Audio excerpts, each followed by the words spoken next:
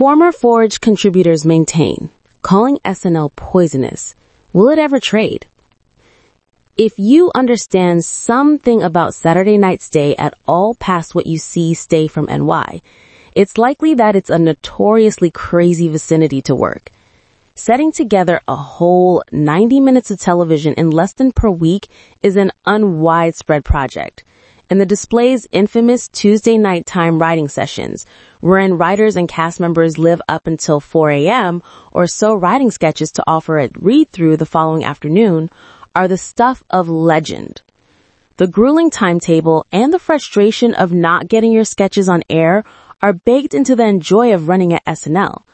But recently, there's been a rash of former Forge contributors and writers speaking out about what a poisonous surrounding it really is.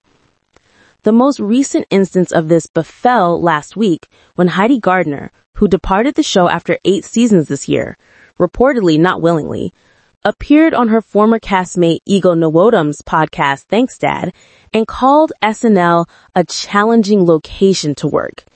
It's not the perfect region to work, but you were one of these big presents, and I really adore and love you, Nwodum replied. The pair discussed the show's competitive environment, with Nwodum stating that we have egos and want things for ourselves, and we need to succeed, and there weren't a number of times while we were able to succeed in the way we desired at the exact same time.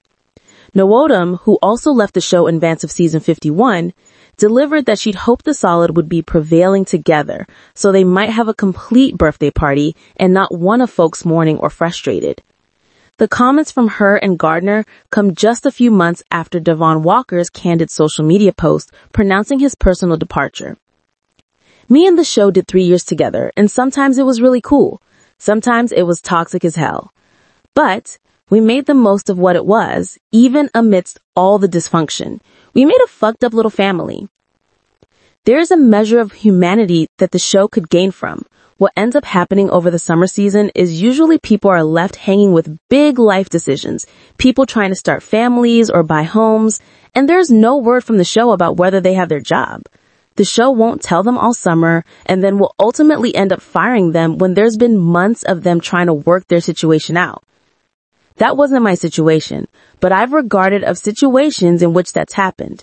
If there is one thing I hope for the future of the show, it's that a sprinkle humanity may be introduced into it. I understand it's show business and it's cutthroat, but people have lives and people need to know the status of their job at a reasonable juncture.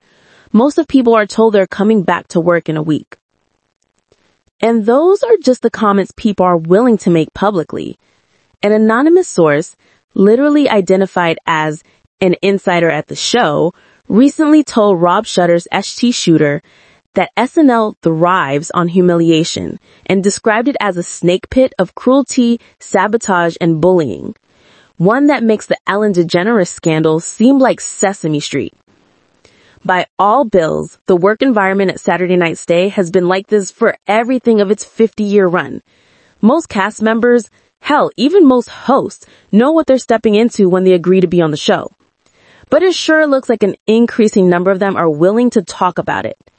Is it enough to change the culture at the comedy establishment? At first glance, probably not.